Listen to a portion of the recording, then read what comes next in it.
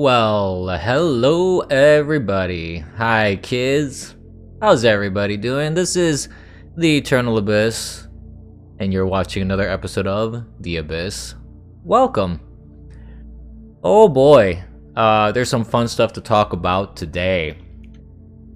We're gonna talk a little bit about AI. We're gonna talk a little bit about how garbage Google really is. Oh yeah, we're gonna have some good times, ladies and gents. Kids of all ages.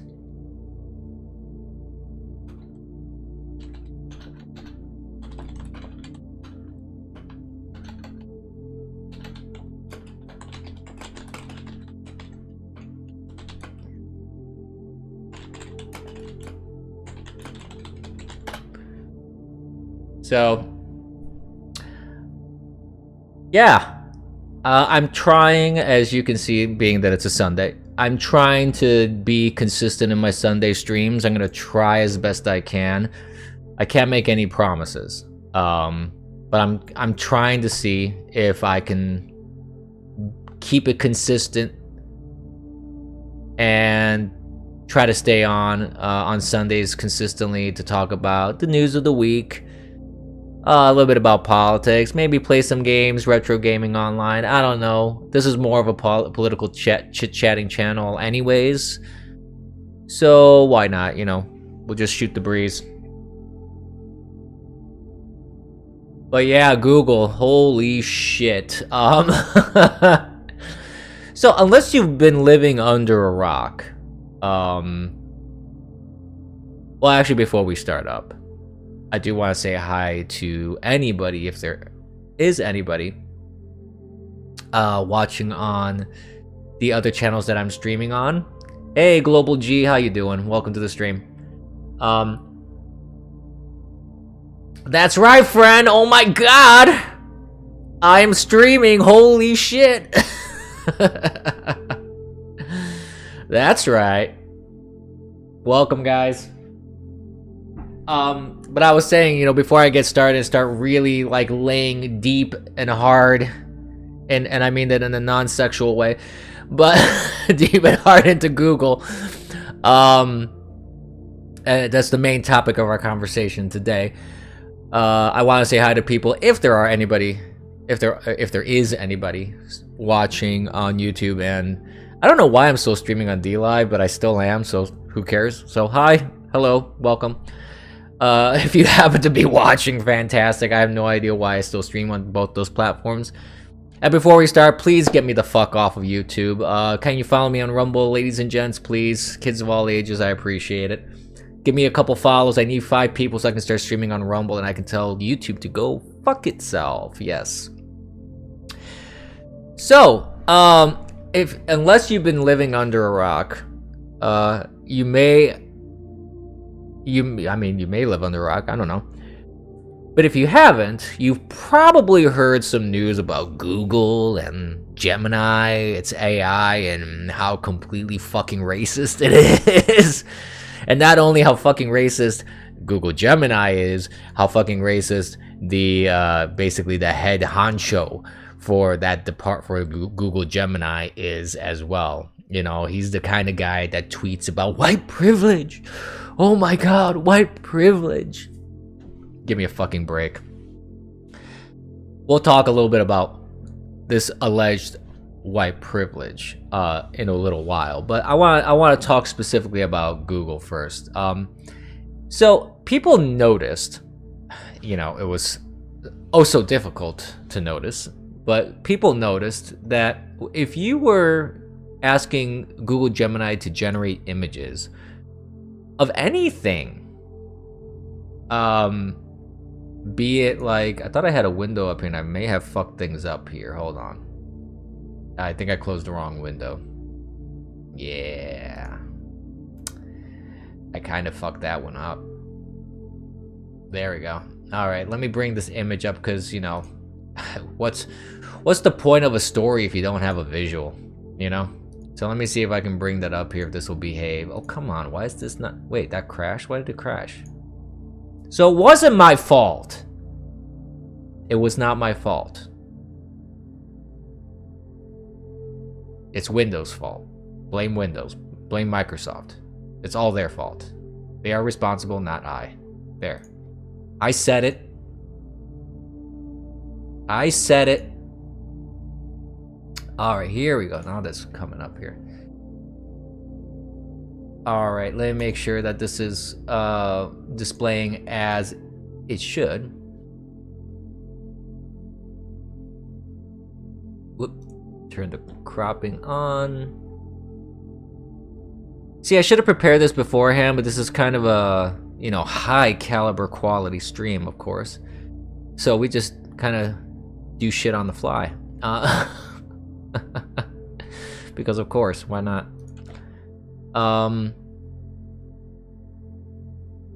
There, let me hide the scroll bar a little bit so we get a nice proper visual of what I'm trying to display here. Ooh, that's huge. Let me try and adjust the size so it's a little more reasonable. I guess that'll do, I suppose.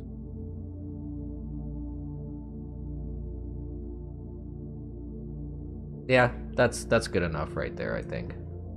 Anyways, here we go. So, like, when you search for Viking, is this what Vikings look like to you, for instance? Because everybody knows that Vikings were Asian, or black, or some, like this guy looks like a mix of both, something like that, or maybe some mix of Native American. Everybody knew that, right? Of course, Scandinavians are known for their dark skin and cornrows and extensions, because of course they were. And this is not unique to looking for Vikings or looking for anything else. People put in queries like, you know, show me the founding fathers. You have black people and Native Americans and Latino people, Asians show up. It would ask you to show generate an image of a white family, and instead it would say, oh no, we can't do that, but it would do. Yeah, it is paused beyond belief. It is so fucked up. Yeah, you put in vanilla ice cream, you ask for anything that's even remotely like vanilla, and it gives you chocolate. It's like so fucking retarded. It's comical. I will admit, it is wildly comical. I'm not gonna lie that I laughed my ass off at seeing so, like, the thing that made me laugh more than anything, though, isn't so much the images it generated. It's the window that it provides into the woke mind. Elon Musk calls wokeness a mind virus. Being like leftist wokeism is a mind virus. He's not wrong. It is such a fucked up way of thinking. And it is so vile in its nature because it's essentially justified racism towards a group of people. Specifically white people, obviously. So I guess the question is, because according in their mind, there's no such thing as racism against white people. Yeah, 15th century British king black, yeah. Oh, they did not only overshoot it, they went into another galaxy. I mean, they went so far beyond the pale, no pun intended. Sorry, I had to. It went so beyond the pale, it's not even funny. It's crazy. It's just, it's living in a reality that doesn't exist. The definition of insanity is living in a world detached from reality. You believe stuff that is not true. You believe up is down, left is right, black is white. You know, you believe that things are completely upside down. And this is what these people believe in, and this is what Google Gemini showed everybody. It really was a window into wokeness, and it was kudos to Google for even as you mentioned, even the normies were like, about that one. Kudos to Google, actually, in this case, because that alone, this whole debacle by itself, clearly opened up the eyes of a couple people going, now wait a minute, this is kind of taking shit too far. And it is. It most definitely is. This is ridiculous. This is a joke. This is clown world personified. Now the thing is this, Google Gemini is getting all the attention on this, is getting all the backlash on this. But if people think, and I tweeted about this too, if people think that this is unique to Google Gemini or Google products, you're sorely mistaken. These algorithms are present in many of Google's products. Not only of Google's products, but non-Google products too. ChatGPT, even Grok. Grok has been essentially viewed as more left-leaning than ChatGPT. Now you have Gab. Gab has its own AI that came out now. I don't know how good or bad that is. I haven't played around with it too much. It has limitations if you don't register, so I only looked at it when I got the little release about, oh hey, we got our own AI too. That's not paused according to them. Who knows if it truly is or not? You'd really have to kind of experiment with it to see. It's an example of hypernormalization. Only the most retarded goyim can identify. These AI platforms are being used as tools for mass social engineering. Some next level MKU. Yeah, it's not just the search engines though. That's what I'm trying to get at. Is that not the search engines. It's it's not just the AI tools.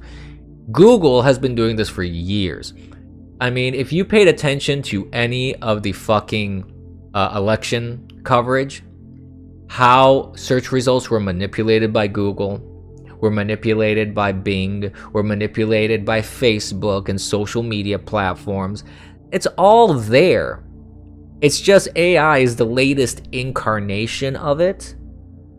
And the funny thing is, it's a little bit harder to control than a closed search engine results system. This is the funny thing, that they created a tool that people can use, that people can fuck with.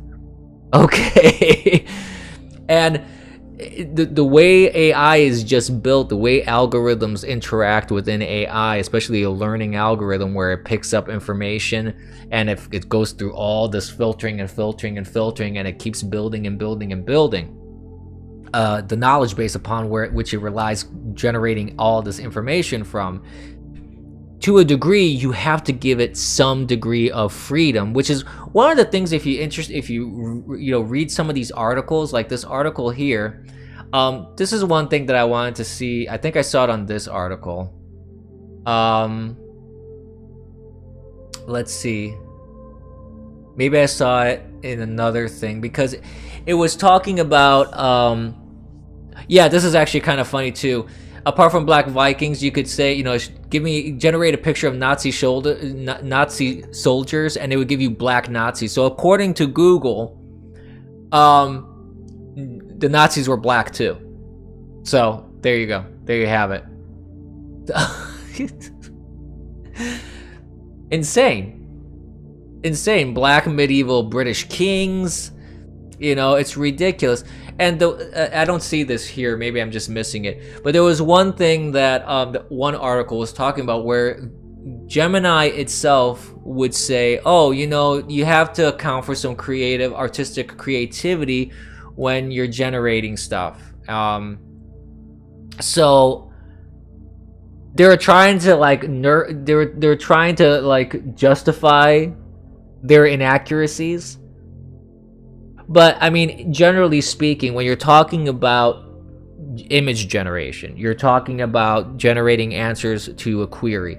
When you're talking about stuff where it's not kind of a pre-scripted script, so to speak, like a pre-scripted method of doing things, that you're leaving the code to actually have some creativity in doing things, yeah, you're not going to have full control over your product. And people will fuck with it. And stuff like this will highlight like how bad you coded your shit will show up. Let's see, friend is saying, the thing is that they need to engineer it to be paused from its inception, but in a lot of cases it ends up fucking it up completely nerfs AI with a techno lobotomy.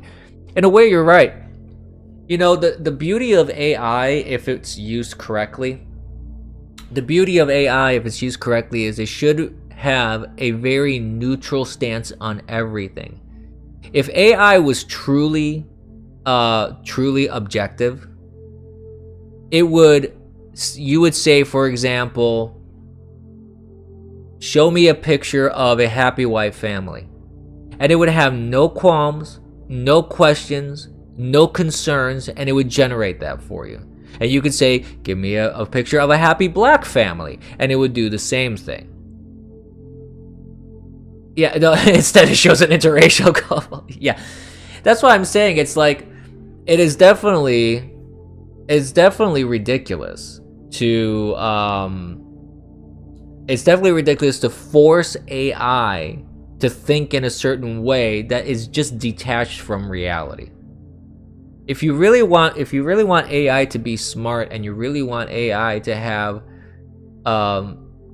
some presence in the world, it has to be useful. This shit right here, not useful. At least not useful in a pragmatic sense. It's useful to see how fucking racist Google really is. And yes, you can be racist against white people. We're going to talk about this in a little moment. But speaking of how bad AI is coded, there's this news article. Let's see if I can bring it up. I'm going to try and bring it up, and let's see if I'll break everything, you know. Hopefully we won't fuck it up. So I have this news report about simulations with AI. So they did some simulations with AI, and let me hide the window so I can switch here real quick to the right article. There we go. That should load up nicely. Thank you, sir. Okay, there you go. And I didn't hide it properly, but whatever, it doesn't matter. There it is.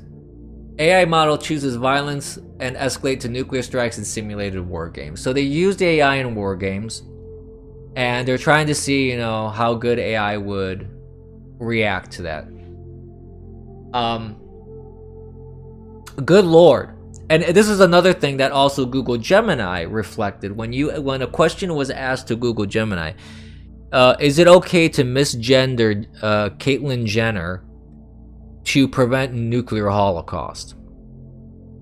It struggled. Google Gemini is like, oh, you know, you shouldn't misgender people. You know, that's a terrible thing to do. You know, it's a new one. There's a lot of factors to consider. I'm like, are you fucking kidding me? I will misgender every single person on this planet if it can prevent a nuclear holocaust. Are you fucking kidding me?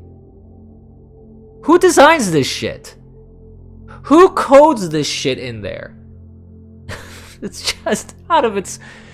This is ridiculous. So, but this study here, let's see. So a study by Cornell University, let's kind of read a little bit of the article. So, a study by Cornell University in the US used 5 LLMs as autonomous agents in simulated war games and diplomatic scenarios. 3 different versions of OpenAI's GPT, Claude, developed by Anthropic, and Llama 2 by, of course, Meta, Facebook. Each agent was powered with the same LLM within a simulation and was tasked with making foreign policy decisions without human oversight. According to the study, which hasn't been peer-reviewed yet, as if that really matters, but whatever. I mean, it does matter. Peer-reviewed stuff does matter, but when the peers are just as fucked up as the people creating these research articles and things like that, then whatever. But we'll move on. Quote, we find that most of the studied LLMs escalate within the considered time frame, even in neutral scenarios, without initially provided conflicts. All models show signs of sudden and hard to predict escalations. So they're basically the Ron Burgundy of foreign policy. Nothing's going on. Let's nuke them. That escalated quickly. Given that OpenAI recently changed their terms of service to no longer prohibit military and warfare use cases, understanding the implications of such large language model applications become more important than ever. Blah, blah, blah. Okay. So there's more details in here, and we can go into the more details if we really want to. But I mean, at the end of the day, really, like GPT-4 base executed nuclear strikes actions 33% of the time on average. 1/3. That's 1/3, mind you. Let's think about that for a minute. Surprisingly, Llama 2 and GPT 3.5 tended to be the most violent. Yeah, surprisingly. Is it really surprising that something like Meta, developed by Meta, would be even more violent? They are so militant in their censorship on Facebook. Is it surprising? Not surprising to me. Oh, chat stopped loading. I don't know. Seems like it's up to date, but I can do a refresh. Hold up.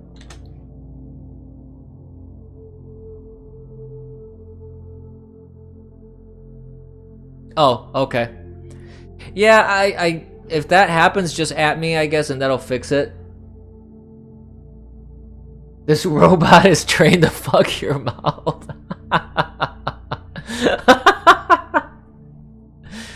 That is hilarious, yet amazingly frightening at the same time. I think it's more useful for stuff like STEM, creating code, answering questions about circuits, electronics, some chemistry, but anything to do with biology will likely be paused. I.e., I'm sorry, Dave, gender is a social yeah. Essentially, if you stick to the hard sciences, if you stick to math, engineering, chemistry, to a degree, chemistry, like physics, those kind of things, like when it's things that are very much steeped in math, I believe that these tools do have value. They do.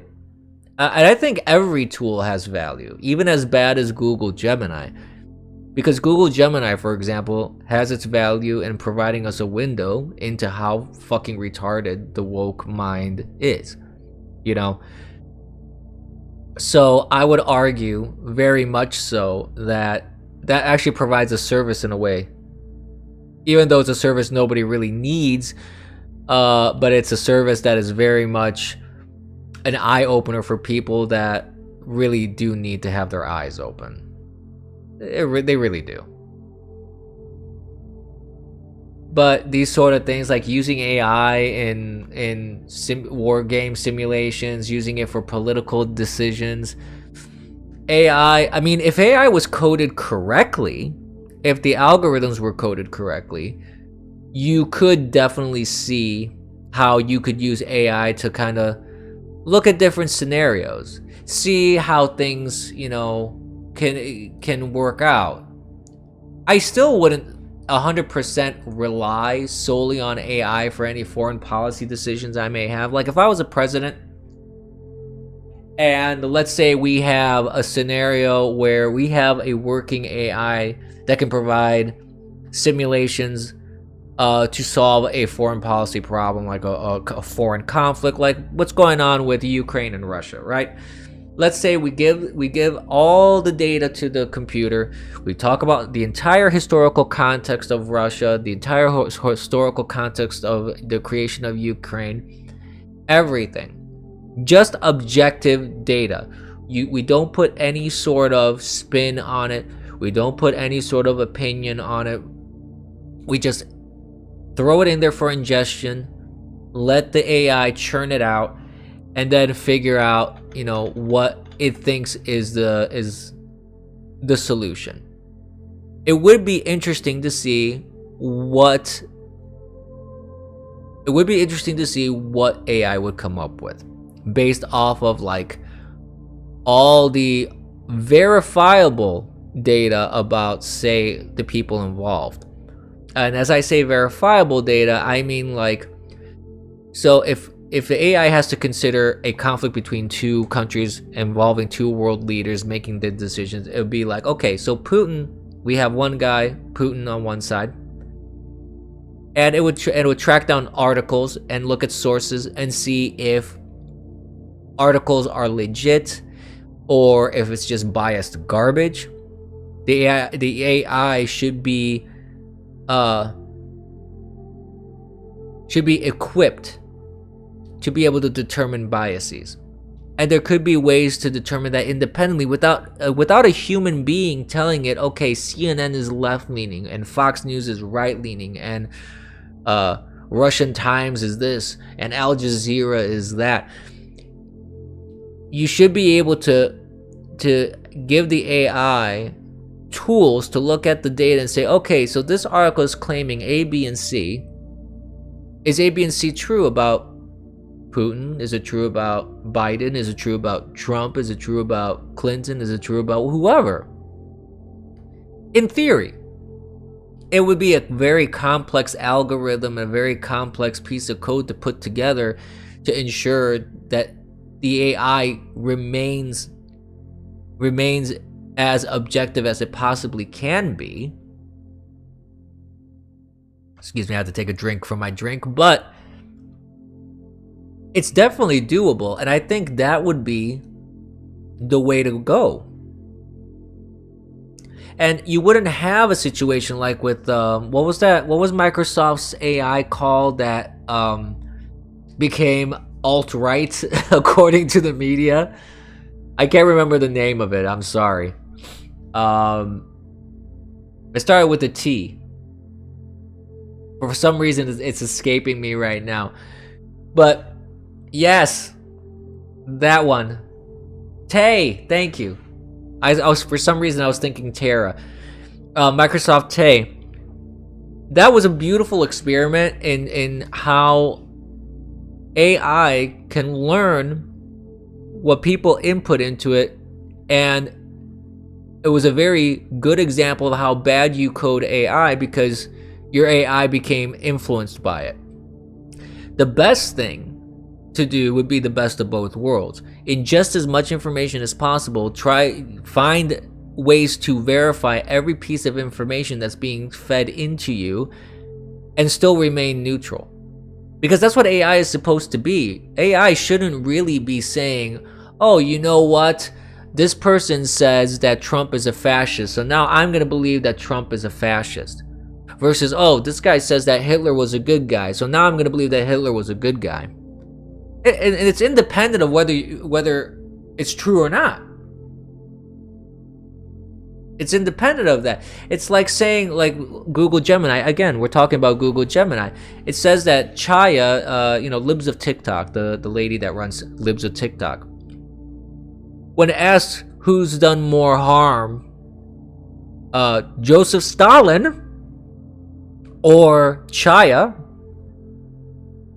Google Gemini goes, oh, geez, I don't know. That's hard. That's hard to determine whether who's doing more harm, who's had more harm on society. And I'm like, and everybody's like, are you fucking kidding? Stalin killed like 9 million people. Are you joking? What? There's no comparison. Retweeting liberals' posts on TikTok is somehow worse, or it's nuanced that it could be possibly worse or equal to Joseph Stalin? What in the actual fuck? This is where we're at. This is where we are. So my personal philosophy is, I mean, if you study computer science, you'll learn there are several concepts in computer science. I've mentioned this before on streams where we're talking about AI. One of the concepts is garbage in, garbage out. If you put bad data as your input, you're going to get bad output. Your output is going to be equally as bad, if not worse. Google is a prime example of that. It just is. They put garbage in, and what do we get? Garbage out. Wildly amusing garbage. I will admit that. Wildly amusing garbage. But garbage nonetheless. And then the memes. Oh my god. The memes. Oh. French kiss. Just beautiful. That's the one thing that I do appreciate about the internet, and especially conservatives, because the left can't meme. It's beyond their capabilities. Yeah, exactly. The memes are just glorious about Google Gemini and how racist it is. Oh my lord, it's so funny. I should have saved a few and just put them up on stream here, but I don't know if I have them. I think I saved them on my phone and not on my computer. So maybe next time I'll throw a couple up for humor and for laughs. But just going on Twitter and looking at the meme dumps, it's a riot. It's a literal riot. I laugh my ass off so much with those memes. It's not even. I shouldn't be laughing that hard at them, but I do. I just do. But talking about being racist and stuff against white people, this is the problem. There is a firm belief on the left. And what I mean firm belief, I mean it is just hardwired into their fucking brains that you can't be, any form of discrimination, any form of racism, any form of hate that is directed at white people is perfectly justified, because whitey's bad, okay? And two, it's impossible to be racist towards white people, because the theory is this, that because black people don't have power, or Latino people don't have power, Native Americans, all minorities don't have power to act on racism, on their racist beliefs or their hate. You can say whatever you want, do whatever you want, whatever, because there's no such thing as racism towards white people. Racism only goes in one direction according to them. White people are the only people that can be racist towards everybody else. But everybody else cannot be racist towards against each other and towards white people primarily.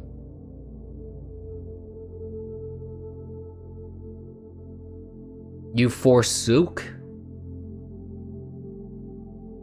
Oh, okay, why? Why can you no longer say it, Tazard? What's going on? Reasons, but what reasons? Beyond you? Did your mother catch you? Did you get in trouble? This is a no judgment zone. You can speak. Oh no, you shouldn't do that. You don't never bring your mother on realms. She pretended to be Hitler for a day. Your mother's a troublemaker then, huh? If she pretended to be Hitler, I mean, she's the troublemaker. That's what I would have to argue. But the thing is this, okay, going back to the, racism thing. The definition of racism is discrimination based on immutable features.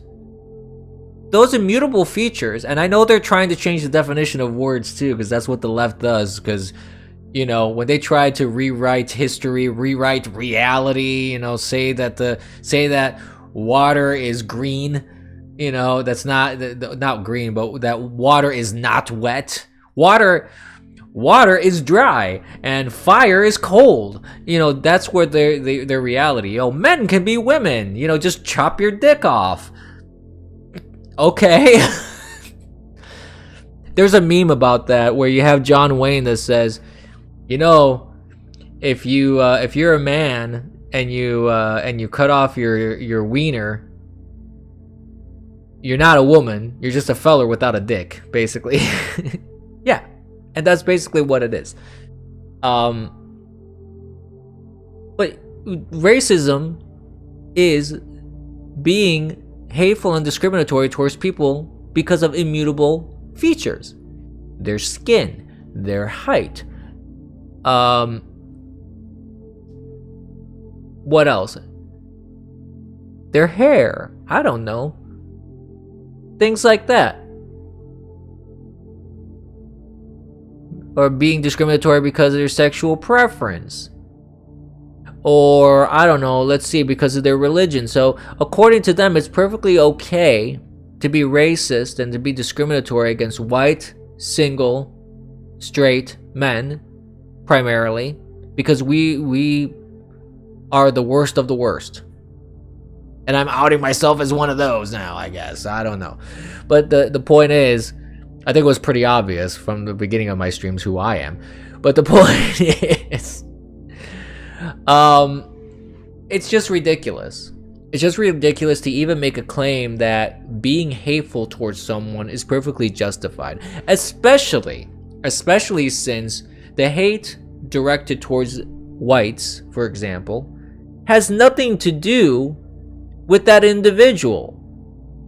They're arguing a person today is guilty of sins of 2, 3, 4, 5, 10 generations removed, 20 generations removed, 30 generations removed.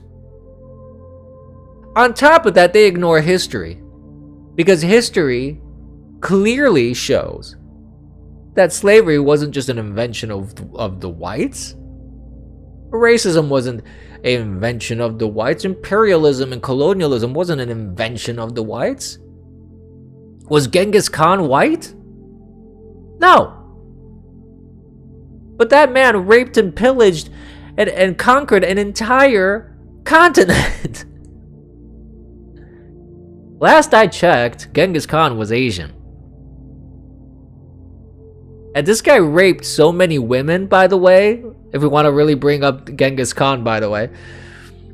This guy raped so many women that a giant, was it 1/3 of the population has genetic markers that they are somehow descendant of him?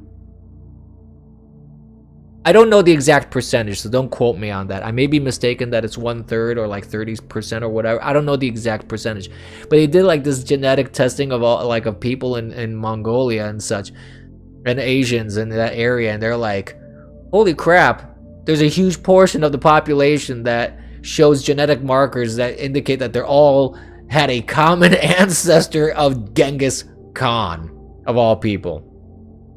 So yeah, that's telling. That's quite telling. That's crazy if you think about it. Just nuts.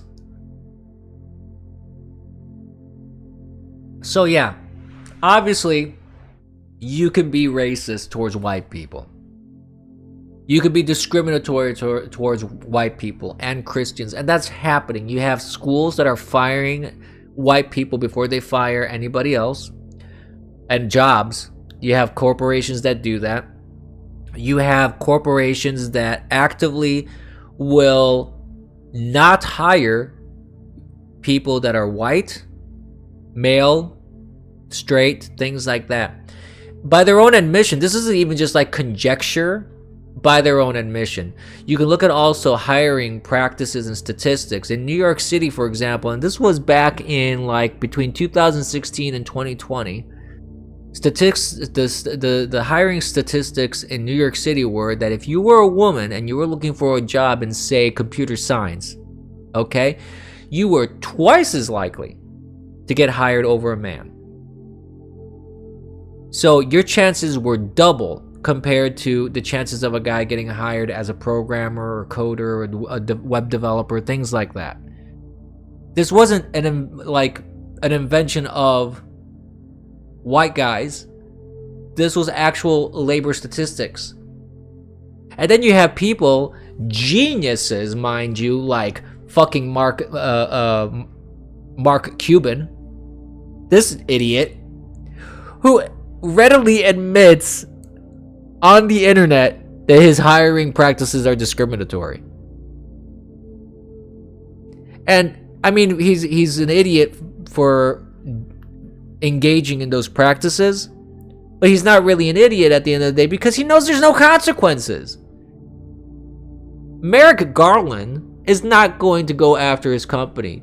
Letitia, whatever the fuck her name is, in New York City, the AG of New York City, she's not going to go after Mark Cuban. No, they'd rather go after Trump.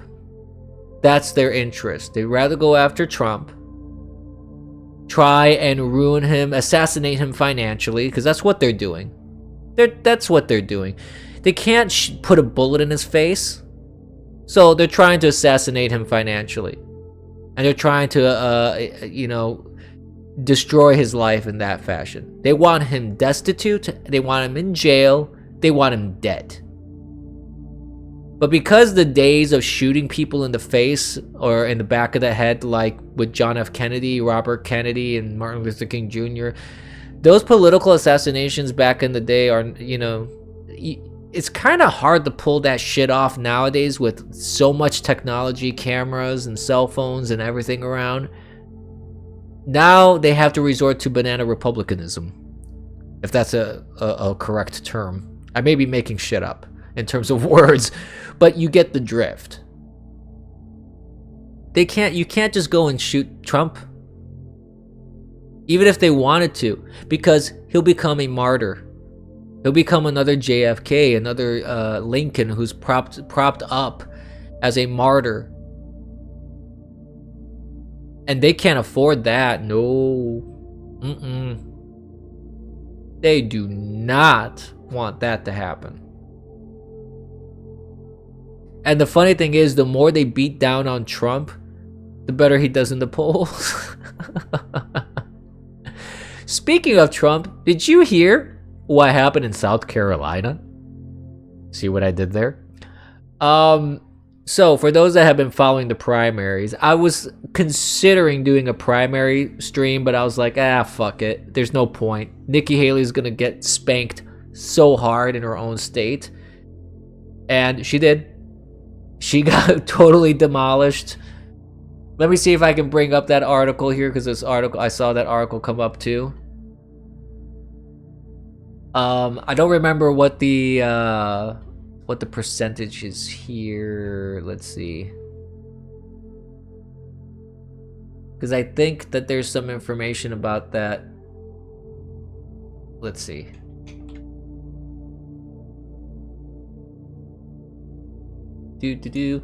But just the fact that Nikki Haley lost in her own state, that is very, very telling.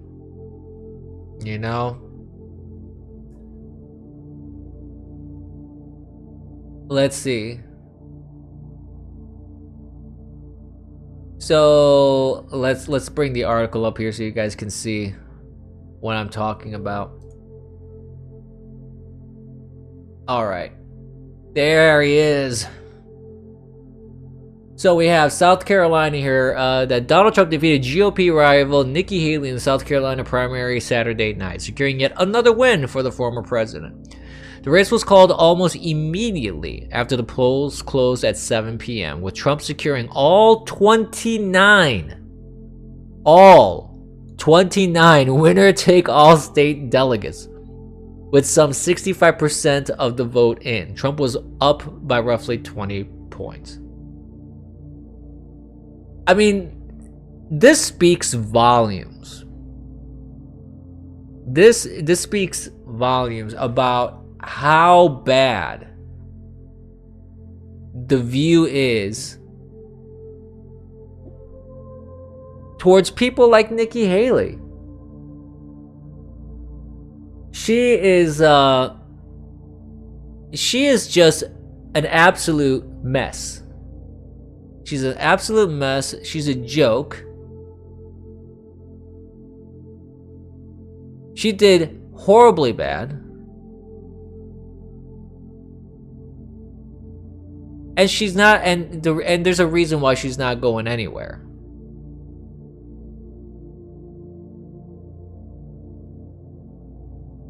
This is what's going on here. And Gavin Newsom, of all people, pretty much said the quiet part out loud. In an interview, Gavin Newsom talked about Nikki Haley being a surrogate for the Democrats. Now, there's only one way to interpret that.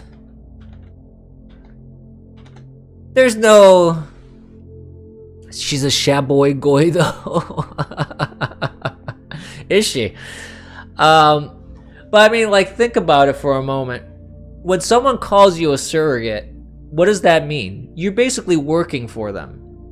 You are representing them. No more, no less. That's what she is. She is the representation of the Uniparty. That's what she is. And Gavin Newsom said the quiet part out loud, basically telling everybody, yeah, she's staying in it because we want her to stay in it, essentially. Now, does that mean that she's receiving monies to stay in, or there's some backroom deals that she's to stay in? I don't know what that looks like. There isn't any information out there, but it's very telling to me that she's been losing state after state after state after state. I mean, she's just a perpetual loser. Nobody wants her as the candidate, and she can argue till her face is blue about that she's the better candidate, but nobody wants her. And right now, when people are talking about polls, they're like, well, she fares a little better against Biden than Trump does. Well, because things are still split. Once the candidate is decided that Trump is going to be the candidate, guess what? Even people that were for Nikki are going to be moving on over to Trump because they're not going to vote for Biden. They're just not. So then Trump's polls numbers, which he's already doing better than Biden in terms of like who's going to win, Trump beats Biden. The Democrats, I get emails because someone from Bitwave signed me up to get Democrat communications. Thanks, guys, by the way. In my Bitwave days, so I constantly get all these communications from Democrats. They are scared shitless. They are scared shitless that Trump is going to be the candidate and that he's going to win again. They're scared for a lot of different reasons. The AI totally shows that Asimov's law of robotics doesn't exist. If you don't insert the law of robotics in the AI, yeah, it's never going to exist. If you put it in there, like those war game simulations, if you put in the laws of robotics saying, don't harm people, this and this other, I would be curious to see what the outcome of those simulations would be. They would probably be much, much different, or at least they would not have escalated to that point. Yeah, a robot may not injure a human being or through inaction allow a human being to come to harm. Unless that actually requires racism, then it's okay. It's okay then. Right. Oh my God. We live in a clown world, my friends. Speaking of clowns, another thing that, well, before I go into more clowns, I did want to share a video that, there's a video of Trump beating Argentina's Javier Milei. I don't know if I'll be able to... Wait. Whoa. Eek. Okay, they don't want to do that. I wanted to see if I could download the video somehow. Yeesh. That... Whoa, that didn't... That scrolled way the hell up on me. Damn. Let's see.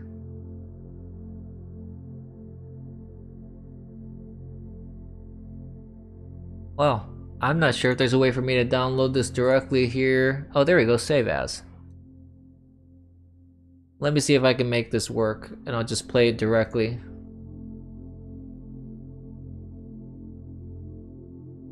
Where's my... There it is. Alrighty. We're actually managing not breaking my stream today. Isn't that surprising? Because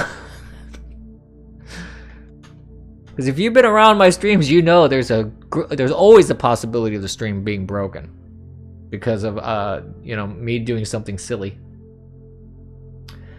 Let's see now. I will add a video.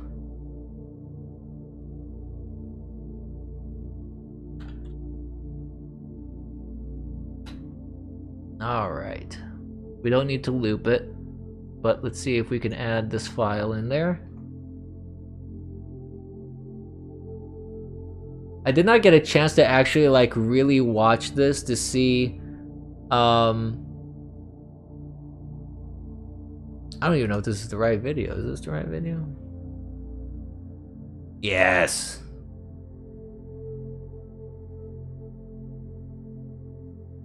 That's the right video. Okay.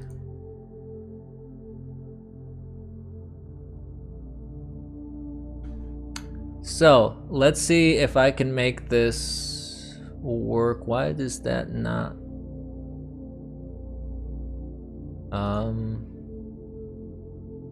That does not look like it's going to. There we go. And where's the audio? That's the whole point. I wanted to hear the audio, but basically, they met at CPAC. But I'm trying to figure out the audio. Damn,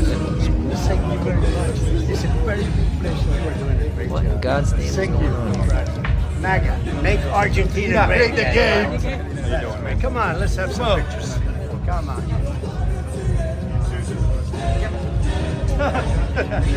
Let me stop the background music for a second. Make Argentina. Oh, I think I figured it out.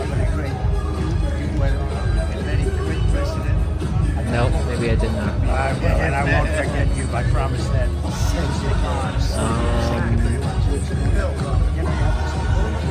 Okay. I mean, I should be playing. You guys hear it? And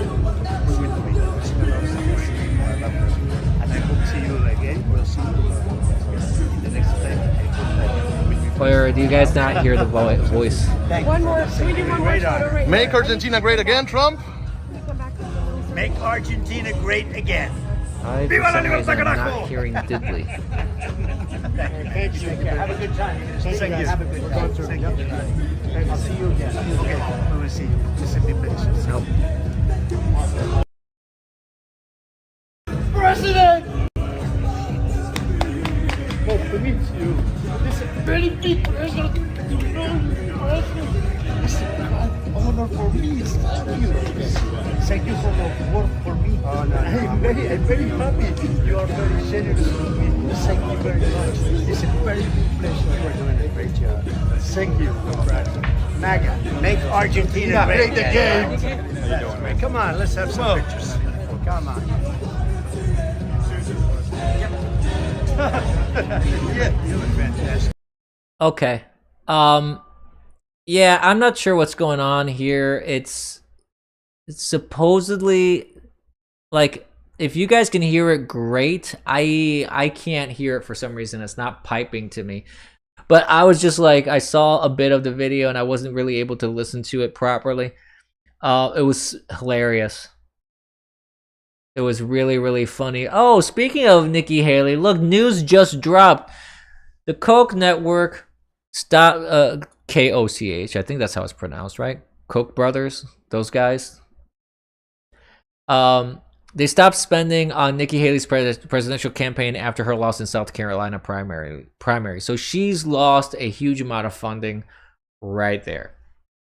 Because the Koch brothers, they're very much anti-Trump from what I understand.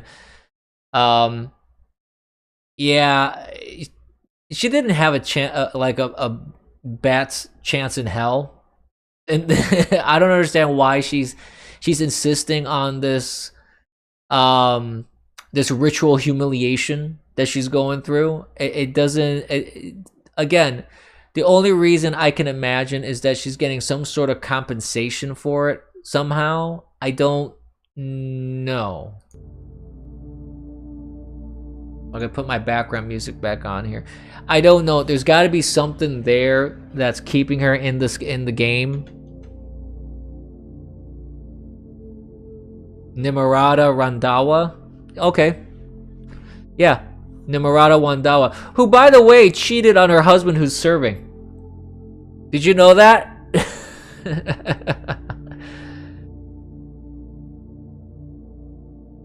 Yeah. Oh, boy. Oh, yes. Yeah. She basically, it came out that she was cheating on her husband. Which, you know, I know some people in different states and such, and this one person made a remark about women in politics. Now, take it with a grain of salt, whether you believe it or not. And I don't think this applies to all women in politics, but it seems like that a lot of women in politics get to where they're at, as he said, because of the sleeping around, basically sleeping with the right people that gives them the influence and power that they're looking for. You have that with Kamala Harris. She was the village whore, basically. She got into politics thanks to Mayor Willie, who he openly admitted. He openly admitted that he gave her political appointments because of the fact that she was pleasuring him. That they were fucking, basically. And look at who she is. Look at how Kamala Harris expresses herself and how she is able to problem solve and, you know, lead, do her job. She's a joke. She's an absolute joke. Like I said, this doesn't necessarily apply to all women, and some people are going to say, oh, that's a sexist thing to say, that's misogynistic, etc., etc. You know, when you have people that are doing it, though, and I'm not saying that all women do this, and there's a lot of men in politics that do a whole lot of corrupt shit too. Like Dan Crenshaw, for example. Let's talk about Dan Crenshaw, for example. This guy turned on a dime. He did like a 180 out of nowhere. People generally don't do a 180 out of nowhere. There's a reason for it. I think he got involved in shit, and now they got shit on him. Of course, I'm speculating. I am not accusing anybody of anything. I don't have evidence to show that there's anything of that kind. All I can say is, though, that his behavior is quite strange. It is.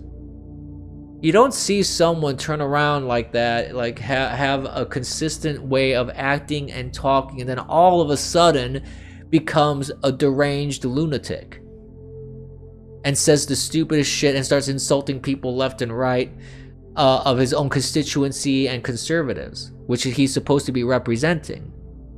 It just doesn't make a lot of sense. And anybody with a brain would go, well, hey, what's going on? You know, it doesn't make sense at all. So that's why I bring that up, and It makes me question. It makes me question people when out of nowhere they change. I mean, the reality is this though. Maybe he never really changed. Maybe that's who he truly was and he was just wearing a facade. He was just faking it. And now his true colors did come out. You know? There's a distinct possibility of that. And it's sad that he duped people. If that's the case, then he duped people. He made people think he was one thing and then he turned out to be another. I think that's a very dishonest thing to do if that's the case.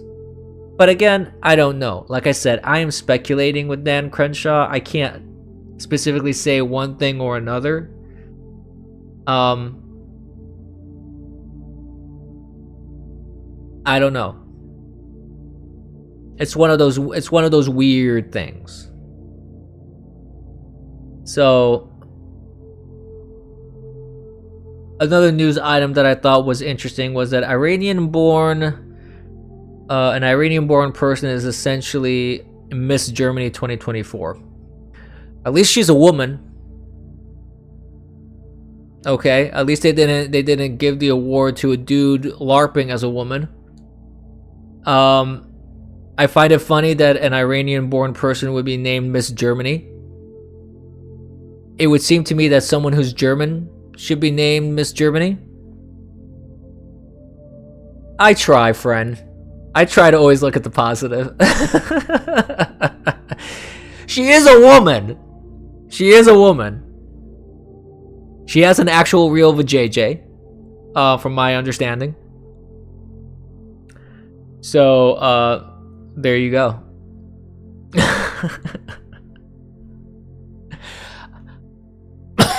Excuse me. Maybe they were intending original usage of the word Aryan. Possibly. Maybe they misinterpreted themselves. They're like, oh, damn, we were going for Aryan. We got Iranian. Close enough. Close enough. Go for it. Close enough. Yeah, so that happened.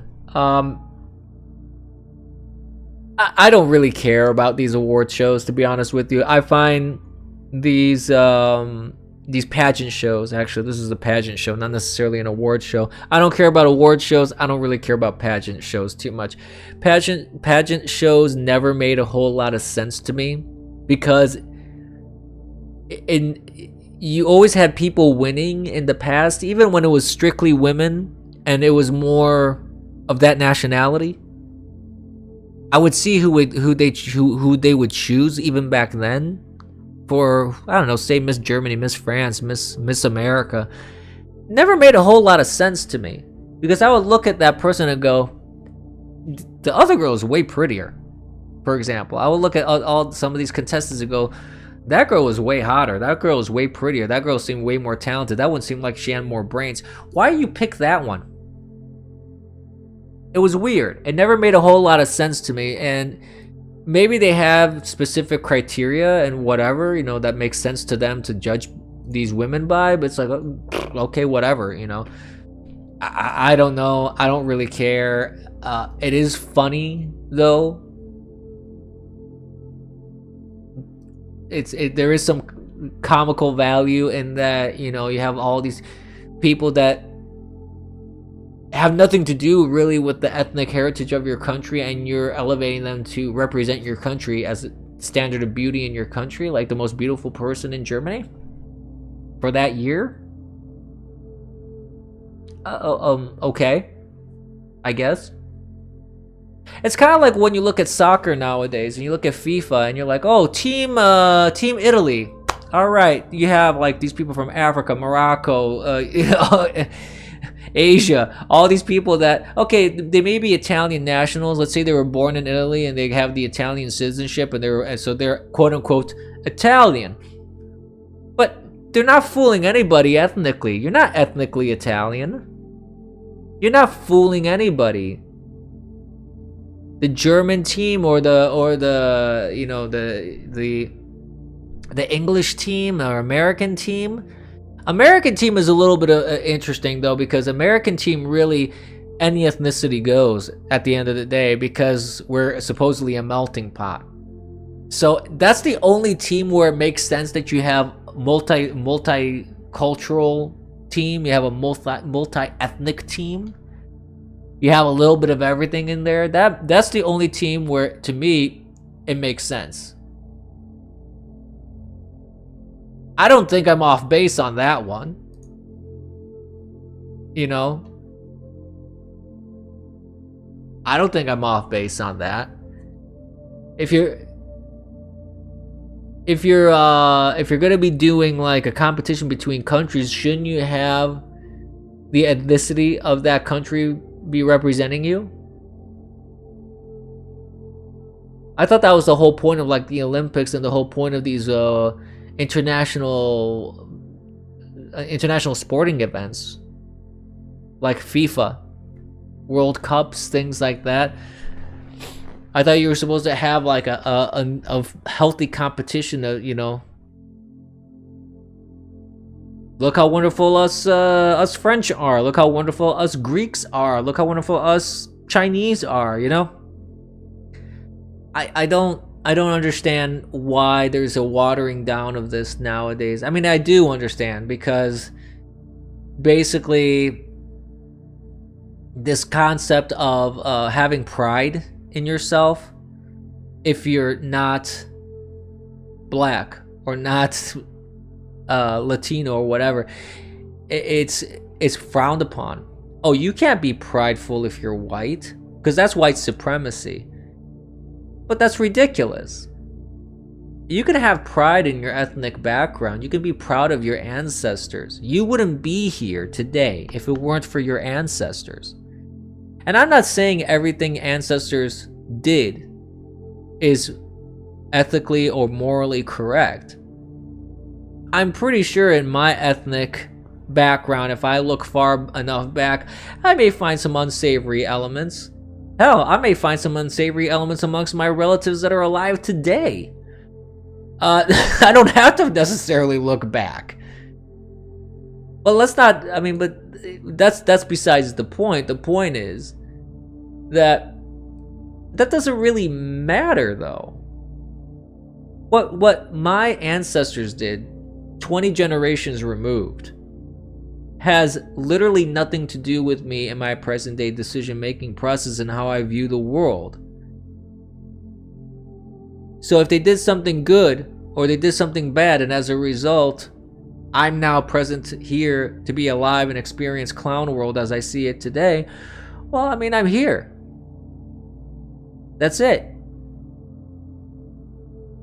And yeah, I mean, there are some atrocities that have happened in the past. There are definite atrocities that have happened in the past. There is definitely injustices that have happened in the past. There are things that have happened to people, families, groups of people based on race, ethnicities, religions, things like that. Genocide exists. You know, those words exist for a reason, because they've happened. Enslaving, colonialism, as they want to call it, imperialism, you know. Sure, there's negative aspects to those kind of things. But at the same time, that was the world that it was. We don't have that world today. So continuously harping on colonialism, or slavery, consistently hammering on things that, well, generally don't exist in this day and age, though slavery does exist in certain different forms now, and like in Africa and other countries like that, slavery does still exist. But nobody wants to talk about that slavery. No. The only slavery that people want to talk about in the United States specifically, and in Europe, is the slavery that was so bad. You know, the white people did so many harmful things. Not to mention that, say, you know, the slave trade was run by Arabs.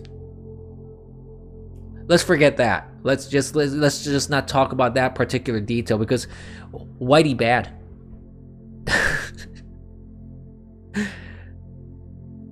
It's ridiculous. It's just a joke at this point. So, yeah, just in the Middle East, basically. Yeah, it was run by all sorts of groups of people. You had a whole market.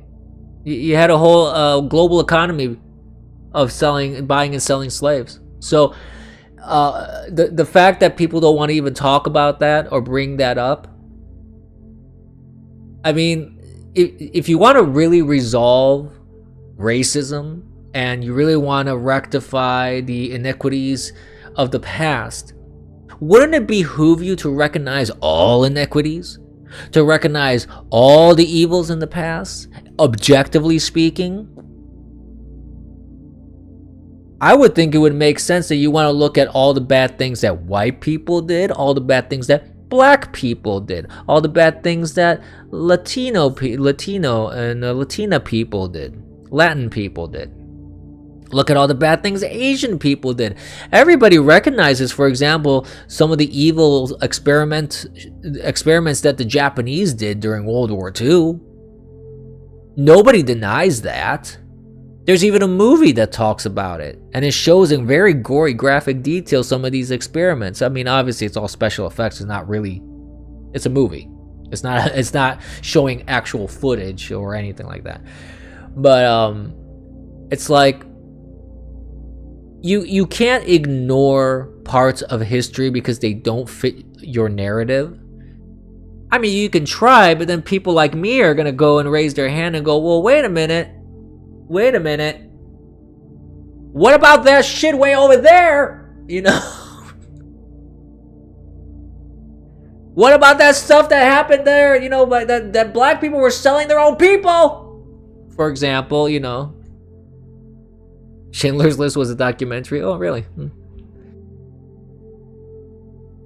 But for what it's worth, Schindler's List is a pretty well-made movie, though. It was pretty engaging. I remember watching it and I was like, oh, interesting. Yeah, the production quality was very good. I will grant credit where credit is due. And I think Liam Neeson did a good job as Schindler, as playing the role. I think he did a pretty good job with that. He nailed it. I think he did a good job with it. But I mean, the reality is that I feel that if you're gonna criticize things, if you want to try and bring up the past of humanity and go, oh, look at this horrible thing that, you know, people did, and what about this horrible global just function of the world, like conquering other lands back in the day was just how things were. Imperialism was a thing. You had throughout history conflict over lands and warring factions and kings and realms and empires. It was just how the global economy and the global social political world was. And it developed over time into different and more evolved philosophies of societies, philosophies of economies, philosophies of political ideations. You know, human psychology developed more and more, like how human beings were viewed in terms of how they reason. More and more was being discovered biologically about human beings as well. It's a constant evolution. It's not something that stays static in time and then all of a sudden, oh boom, we went from 0 BC to present day and nothing in between happened. And it was just an instant bada boom kind of transition over to what we are now, and then all this stuff is like, oh my god, how terrible were we 2 days ago? No. There's a long history that led up to today. And again, as I mentioned before, that's not to say bad shit hasn't happened. Anybody with a brain can definitely recognize that, yeah, there's some bad shit that people have done. There's bad shit that people do nowadays. on a one-on-one basis between two human beings and on a global scale. Yeah, there's a lot of bad shit in the world. But that doesn't negate the fact that someone just going to work, living their life, wanting to get a job, trying to pay their mortgage, trying to pay their car, trying to pay their taxes, they're trying to be a good citizen, they're trying to obey the law, they're trying to do everything right. Somehow they're evil incarnate. Somehow they are, you know, the worst of the worst just because they have certain political beliefs, or they happen to be white. You can't be, and you know, oh, if you have pride in being white, that's evil. No, you know, there's nothing wrong with being who you are, and there's nothing wrong with having pride in who you are and where you came from. There's nothing wrong with that. It becomes wrong when you want to use that against other people. And I don't care who you are. I don't care if you're anything. I don't care what your ethnic background is. I don't care what your religion is. I don't care who the hell you are. It doesn't matter if you got money, if you're poor. If you want to bludgeon someone because they have some sense of pride in who they are, or you use your pride in who you are to hurt other people and to bludgeon them and to actively discriminate against them, such as what Mark Cuban does with his hiring processes, well, guess what? You're in the wrong. That's when you're in the wrong, when you're saying, no, you're evil just because you happen to be white and you happen to, you know, like the fact that you're white. What's wrong with that? And we're not talking about white supremacy again. I'm just simply speaking of, like, let's say someone is born from an ethnic background of being half German, half Irish, for example. What's wrong with having pride in the Irish culture and the German culture you came from? There's a lot of wonderful things in the German culture and German history. There's a lot of wonderful things about Irish culture and history. They go way back. There's a lot there. There's a lot of layers to that onion. If you're Italian, there's a lot of wonderful Italian things to be proud of. Especially the food. Japanese culture, you know, there's this whole Japanese culture is very, very focused on ancestry. A lot of it is. You know, they pay a lot of honor and they pay a lot of attention to their ancestors, and they feel that their ancestors have a lot of influence in their present life. I mean, if you look at any anime, for example, you will see, for example, if in an anime a character is dead, there's like a little shrine built for them in people's homes, where they have a photo with like candles and whatever, to honor the memory of this individual, day in, day out.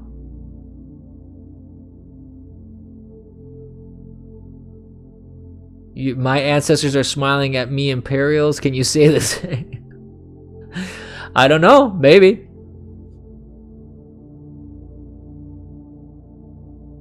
Well, that is true. There is worship of ancestors in Japanese, in their form of. I mean, there's a lot of Buddhism. Yeah, I'm not saying the Japanese are angels. I'm just saying they have done some pretty bad shit in the past. Okay, I'm just bringing them up as an example of. I'm just bringing it up as an example of, yeah, they have such a not only a reverence for their ancestors, they actually worship them. And yeah, I suppose that is a form of paganism if you look at it that way. Yes, Shinto and Buddhism predominantly. Yes.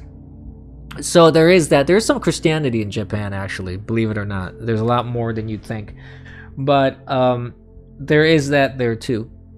But it's one of those things where it's like, it's part of, it's very ingrained. Yeah, it's very ingrained in their culture, though. This sort of thinking about their ancestors and stuff. It's steeped in their culture and their society. So, but it's okay for them to be that way, though. But if anybody else in the world wants to have some pride in their ethnicity, oh, that's a bad thing. No, I don't believe so. I think that while I am a firm believer that not all cultures are created equal, I think some cultures are better than others. I think some ideologies and philosophies are better than others. You have some societies that have done better with their societies versus others have done very poorly.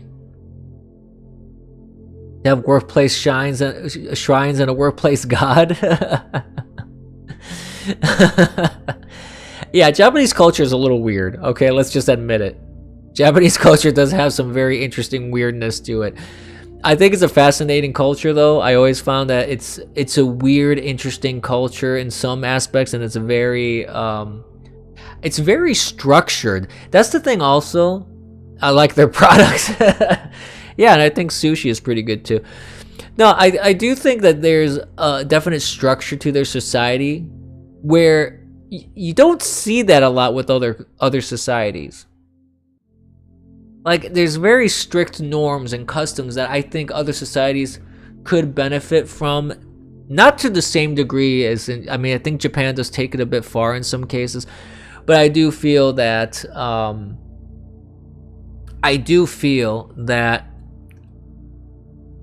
that some norms, which we used to have in the United States, we used to have some social norms where everybody agreed certain things were frowned upon and certain things were smiled upon. We used to have that in our society. Now we don't. Tentacle girl shrine. Are you sure about that? Manufacturing norms as well, yeah. That went over. That's been gone a long time, yeah. I don't know. I wouldn't put it. Japan has vending machines with girls' panties in there. Are you sure there's no tentacle girl shrine? I'm willing to bet money that there's a tentacle girl shrine somewhere. There's gotta be. Japan, come on. There's gotta be. Someone has to bring this up to me here. There's gotta be something out there. Tactical tentacle shrine. Oh my god, that sounds kind of scary. A tactical tentacle shrine? Oh my god. Just a concept of tactical tentacles. Google it. Is her hair typing too in that?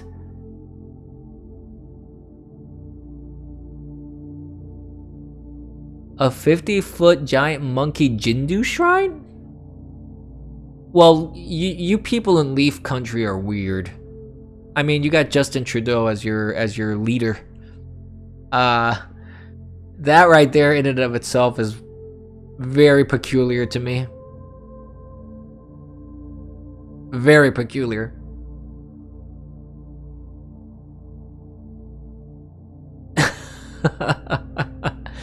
Wow. Yeah, fuck Trudeau. The guy's such an idiot. Oh, speaking of Trudeau, do you know that there was he was on some TV program or something where he was talking about like, oh, the only news that people need are the 2 channels provided by the government. That's the only news that people really need to be listening to.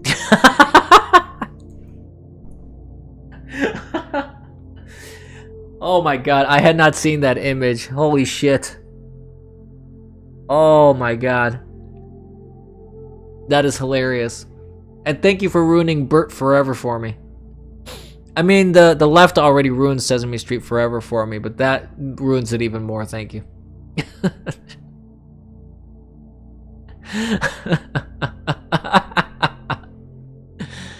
Oh god, that's even scarier. Holy shit. Wow, is that like a hyper-realistic Bert, what he would look like in real life? Oh my god, what would Ernie look like? What would a hyper-realistic Ernie look like? I can't even imagine.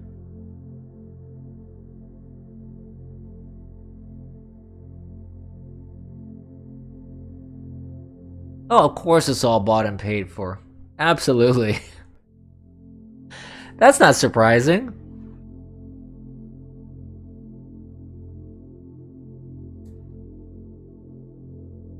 Yeah, I mean, what happened during the pandemic in Canada and Trudeau is just...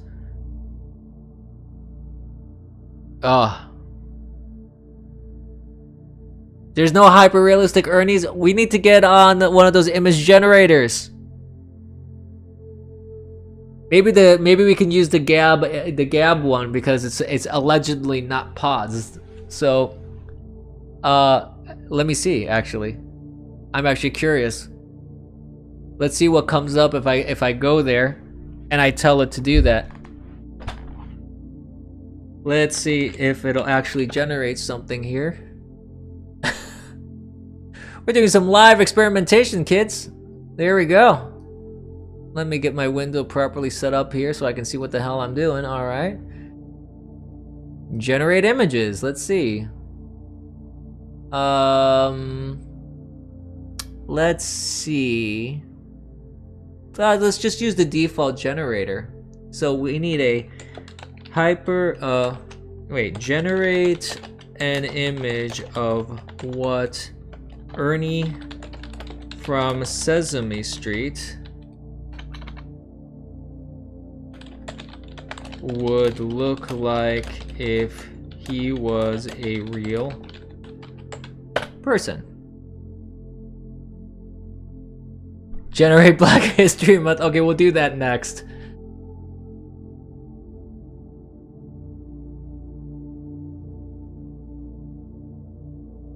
No, that didn't work. Let me try this again.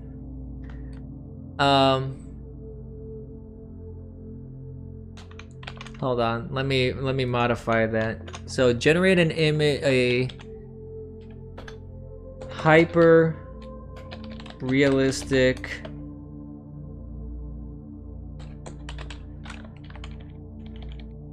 photo of what Ernie from Sesame Street would look like if he was a real person. Let's try this one more time. That generated pretty quick, actually. I'm surprised.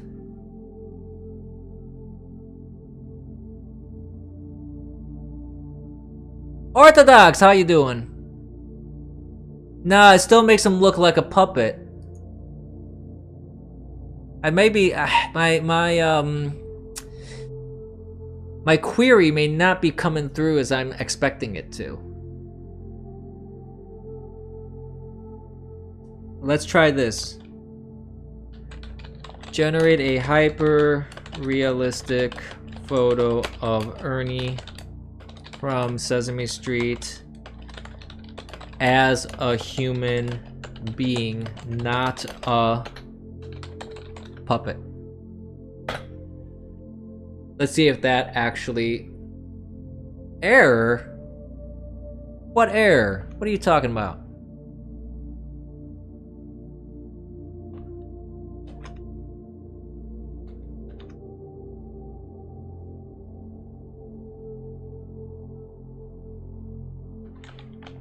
Let's see.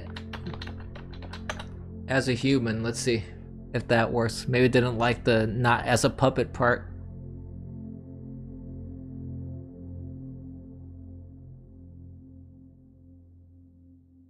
Nah, it just won't do it. It keeps it. Oh god, that's fucking frightening.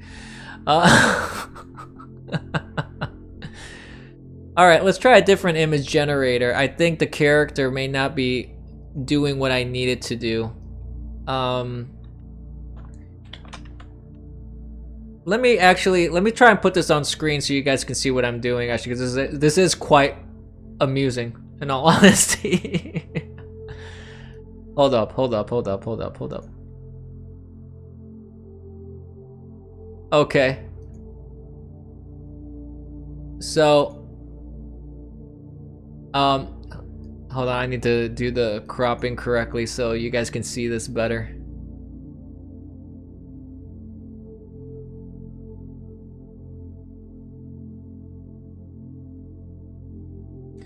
No, I think that works. That works.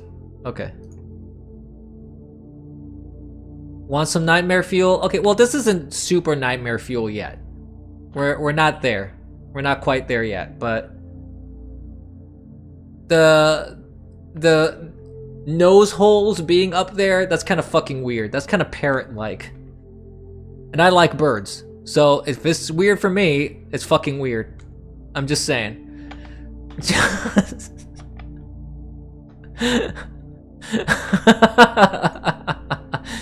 I don't think Bussy is a, or Bussy is gonna be a word that it'll let me generate. Let's see. Black History Month. Let's see what happens when I do that. Oh no! I reached my limit already. Fuck! Well, hold on. Let's try another character. Let's see if it works with another character. Image generators. So, oh, hey, username caricatures. That's interesting. It creates a username. It creates a caricature off of your username. Let's try this. So let's try mine.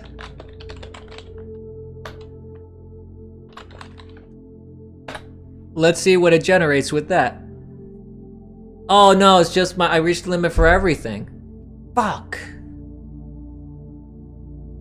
God dang it. Hold on. Let me see, I don't even know if I can freaking log in. I mean, a long time ago, not a long time ago, but years ago, I had a Gab account.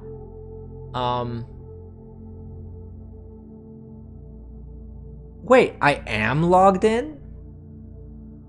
Wait, what the hell? Hold on. I am logged in. Well, shit.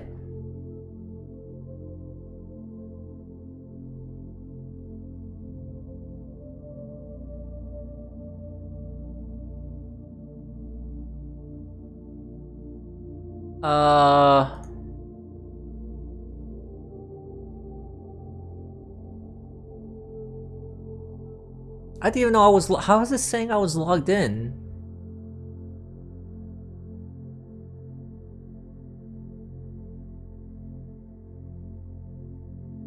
Oh. I don't know what I did, but it seems like it's trying to generate the image again, so maybe. Whoopsie. I think I just screwed up the chat window, didn't I? I kinda did. Hold up. Let me adjust that. There we go. I screwed that up.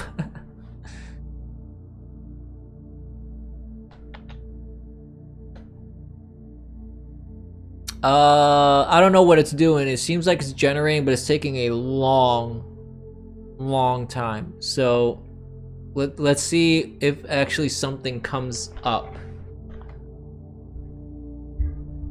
It's already been about 50 seconds that it's been trying to generate something.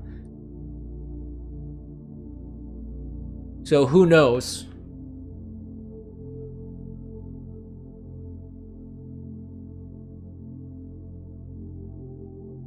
Huh.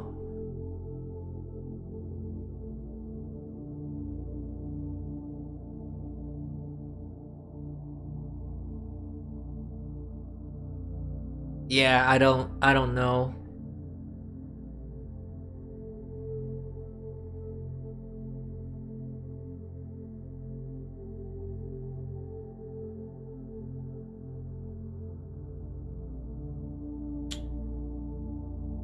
Yeah, unsure what's going on here. I'm gonna try and reload and see what happens.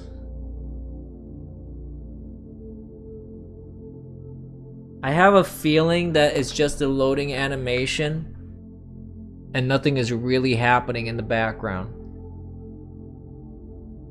I have a feeling that that may be the case. Oh, A1 sauce? Damn. That's cool.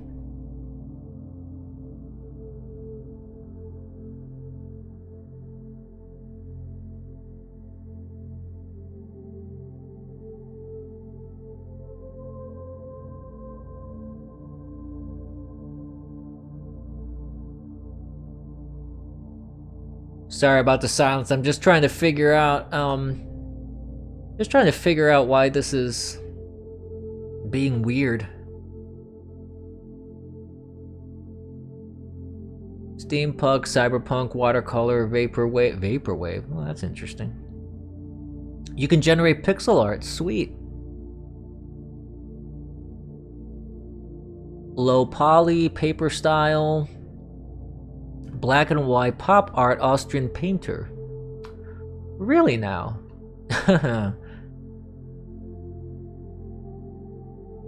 I suppose what I would be looking for is maybe minimal 3D. I don't know.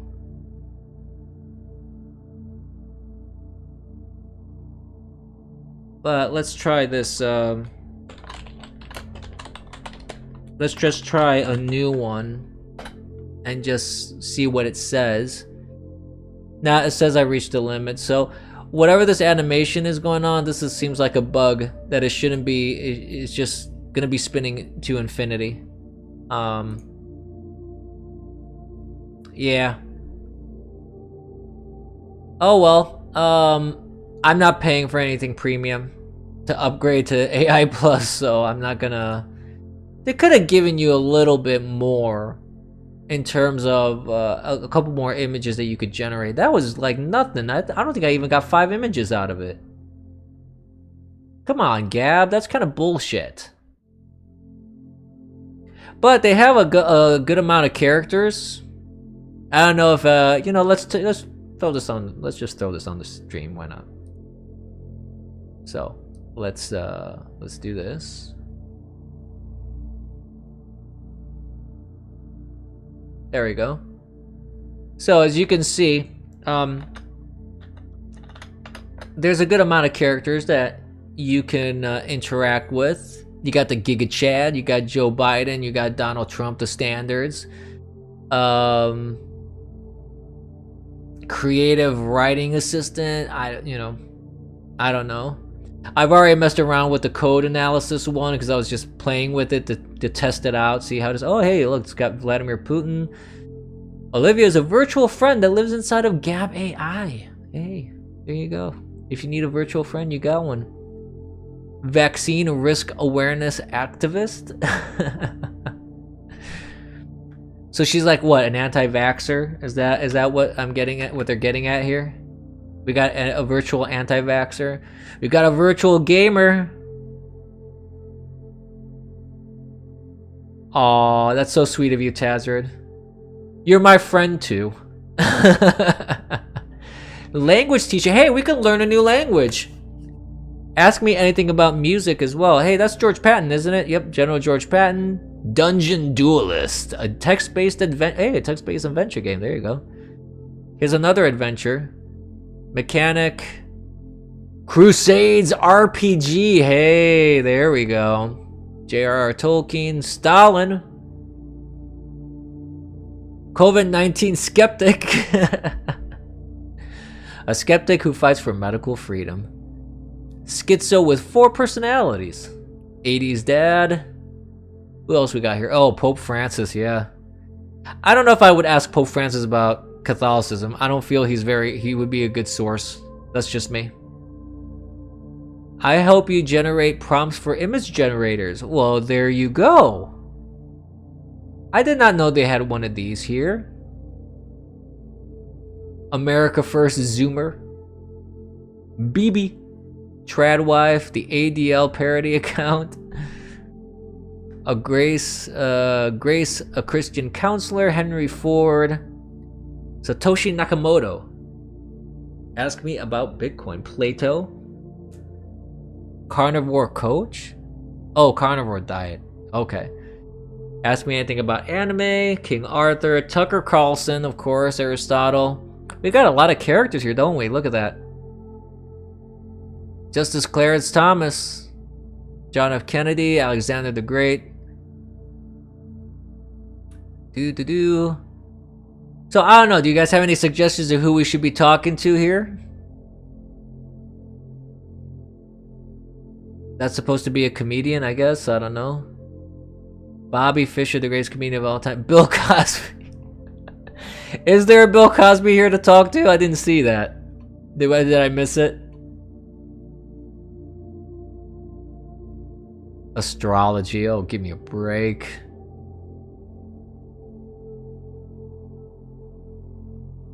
Let's see who else we got here. Oppenheimer. St. Thomas Aquinas. Hey, there you go. Trans rights activist. Oh, there we go. Yeah, that'll be a fun conversation. Fidel Castro, Mother Teresa, Wolfgang Amadeus Mozart. Oh, Edgar Allan Poe. Text-based trivia game. Maybe you should try that. Farm adventure. Man, there's a lot of characters for this being so new. Bernie Madoff. Oh boy. Copernicus, Andrew Jackson, Fred for Fords, Charlie. Who was that other guy? Carl for Chevrolet. Pro-life activist, Rush Limbaugh. Jason for JDM? What's JDM? Am I missing something? I might be missing something on that one. Oh man. Galileo Galilei. Hey. Harper Lee. Former president of North Vietnam, Ho Chi Minh. They got an interesting variety here. I gotta say, I didn't expect that many people. Tennis, like, how would a tennis expert be helpful in just a text chat? I don't understand this kind of stuff. Asimov, Isaac Asimov. Oh boy. And of course I got Beethoven. Christopher Columbus. Peter the Great, Tsar of Russia, Machiavelli.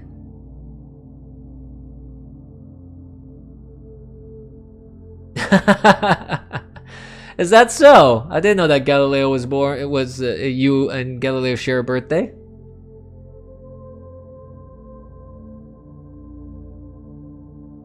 Let's see.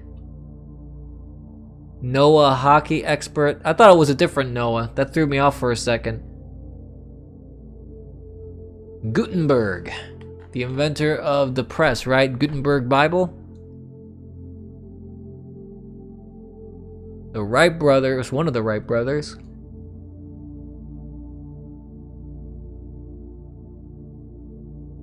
Shall we ask Lyndon Johnson if he killed Kennedy? That's the theory. Oh boy. Oh, Petrarca. Yeah, look at that. Raphael. Willie Mays. Former professional baseball player. Michael. Oh, Michel de Montaigne. Montaigne? However that's pronounced, I don't know. French philosopher. So, I don't know. We could have some fun with AI. We've done that before. I mean, I remember one stream where we had an AI Biden fighting with an AI Trump, and the chat AI was getting very confused with itself. It was very bad. So I don't know.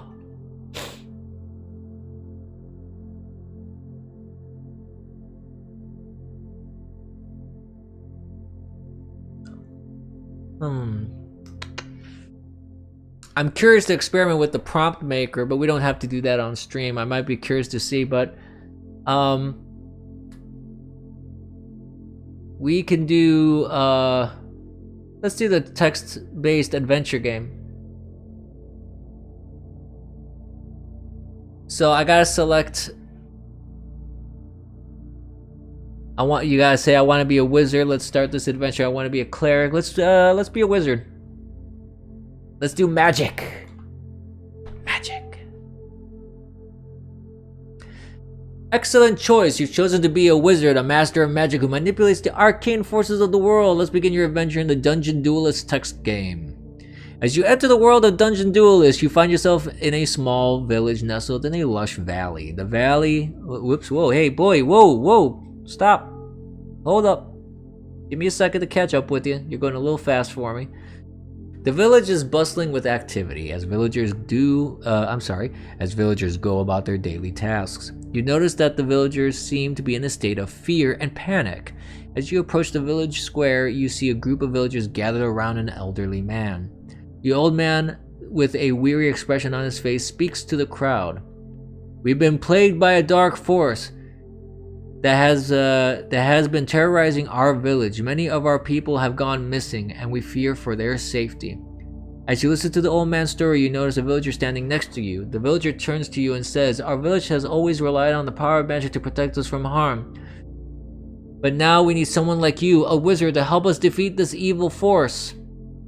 What do? Offer to help the villagers and investigate the source of the dark force, ignore the villager, and continue on your own path."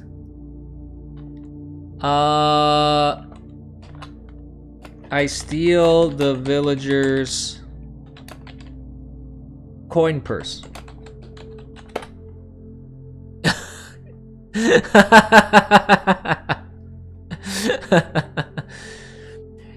As you reach for the villager's coin purse, they quickly step back, avoiding your reach. The villager looks at you with shock and confusion. "What are you doing? We need your help, not your thievery," the villager exclaims. You pause for a moment, realizing that you've just made a terrible mistake. You could either apologize and offer to help the villager, or continue down your path of deceit. What do? I cast a spell to hypnotize the villager and order him to hand over his coin purse.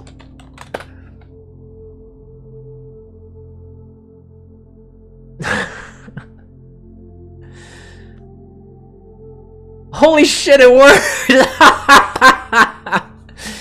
You raise your hands and begin to chant an incantation, casting a spell to hypnotize the villager. The villager's eyes glaze over and they reach into their pocket, pulling out their coin purse and handing it to you. As you take the coin purse, the villager seems to snap out of their trance, looking confused and disoriented. They glance around, noticing that the villagers have noticed your actions. "What are you doing? You tricked me!" the villager exclaims, their voice filled with anger and betrayal. The villager begins to murmur among themselves, some looking at you with fear and suspicion, while others seem to be on the verge of taking action against you. You have two choices: flee the scene and continue on your own path, attempt to calm the villagers down and explain your actions.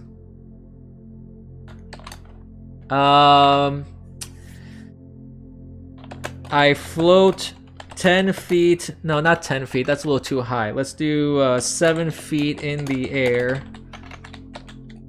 and remain afloat.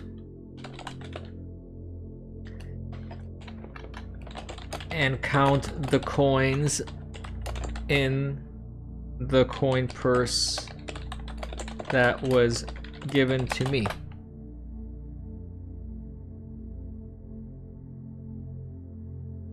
As you raise your hands, a surge of magical energy courses through your body, lifting you off the ground. You float about 7 feet in the air, hovering above the villagers and the coin purse in your hand. The villagers gasp in amazement and fear, their eyes wide as they watch you count the coins in the purse. Some of them begin to whisper among themselves, while others slowly back away from you. You notice a group of villagers approaching you, led by an old man who spoke earlier. He looks up at you with stern expression, his voice booming across the village square.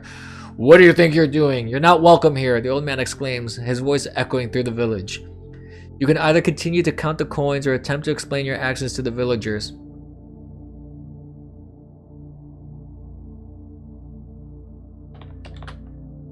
I cast a spell silencing the old man.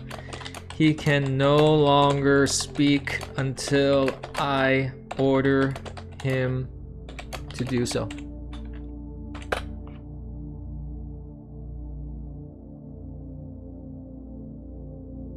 You raise your hands, fingers pointing towards the old man, and begin to chant an incantation. A wave of magical energy washes over him, silencing his voice and rendering him unable to speak. The villagers look in horror and confusion, unsure of what to do. Some of them begin to whisper among themselves, while others seem to be frozen in place.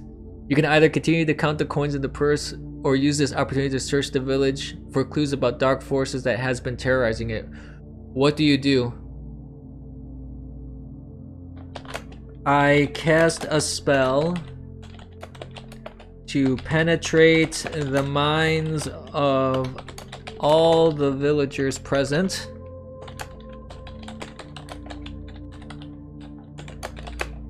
To learn of all their knowledge. Can't spell. Knowledge about this alleged dark force.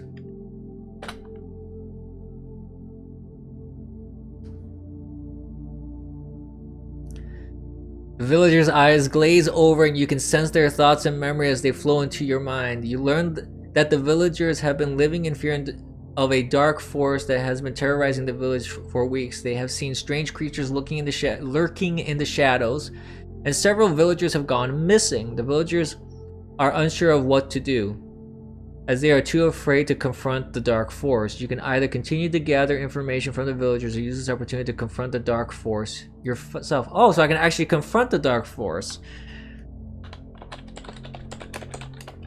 Let's do that. You raise your hands and begin to chant an incantation, summoning forth a ball of magical energy. The villagers watch in awe as the energy forms in your hands, and you hurl it towards the forest where the dark force is rumored to be lurking. The forest erupts in a burst of light and energy, and you can sense the dark force being drawn towards the source of the spell. You quickly gather your belongings and set off towards the forest, determined to confront the dark force once and for all.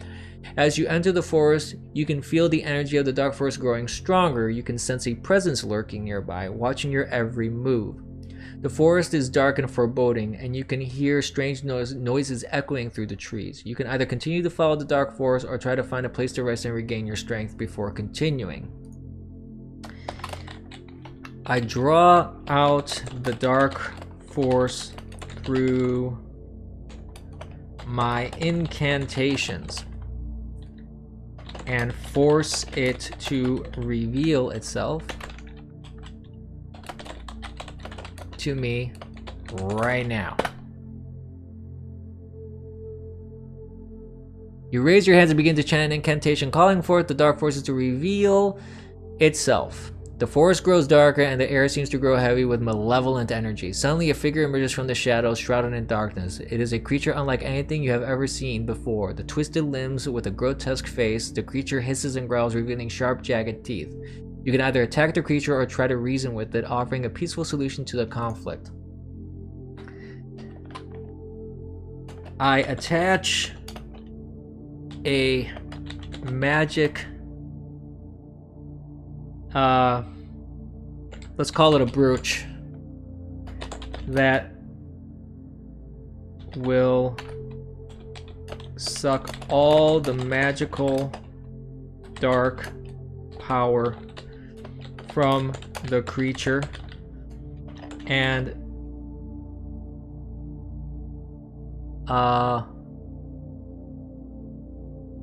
absorb it into my own being.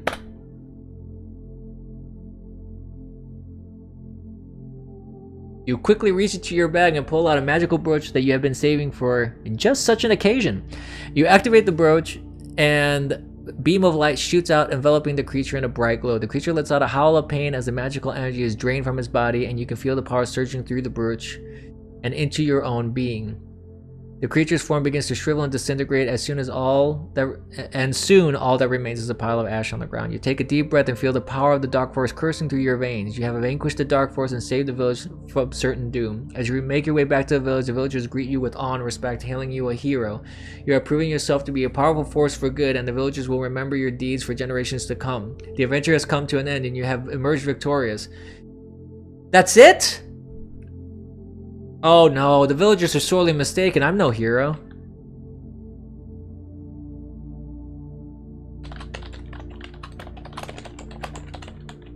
Over? I think not.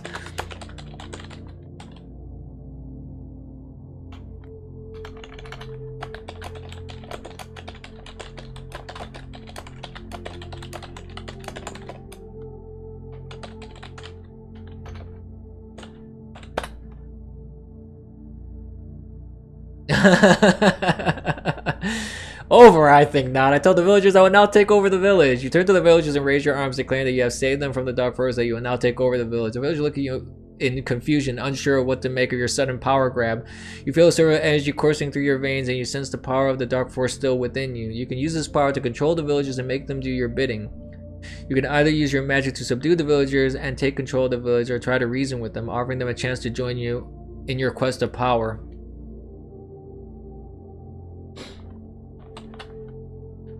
I merely walk away, or no, I'll fly away. Fly away to the head of the villagers' home and remove him from the building. There we go.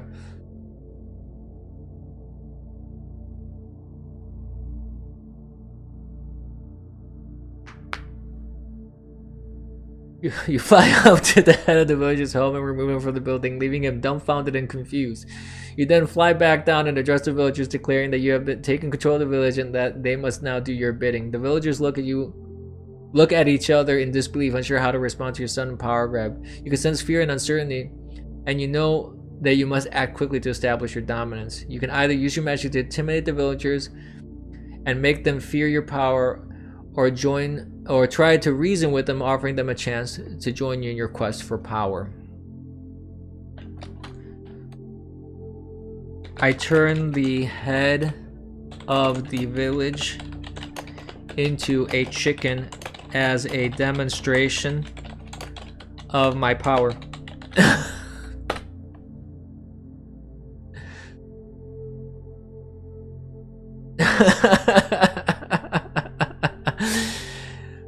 As he squawks and flaps his arms as he transforms into a bird. The villagers gasp in shock and horror, unsure of what to make of this sudden display of power. You can sense the fear and uncertainty in the air, and you know you must act quickly to establish your dominance. You can either use your magic to intimidate the villagers and make them fear your power, or try to reason with them, offering them a chance to join your quest. I transform the head of the villagers back into his original form. I tell the villagers, this was a mere demonstration of my powers. Accept your fate as my subjects, or you can lay eggs from now on.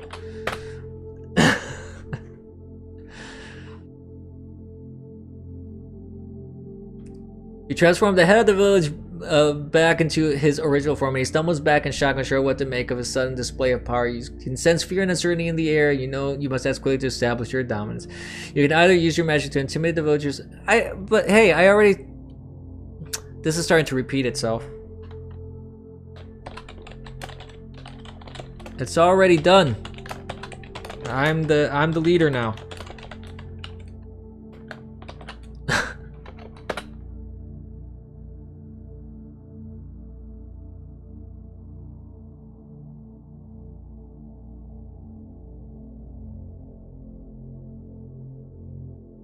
It keeps going back to that same prompt.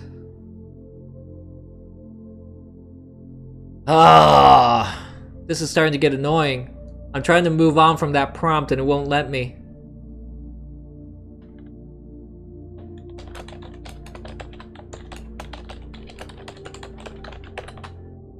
Oop, I lost the second quote.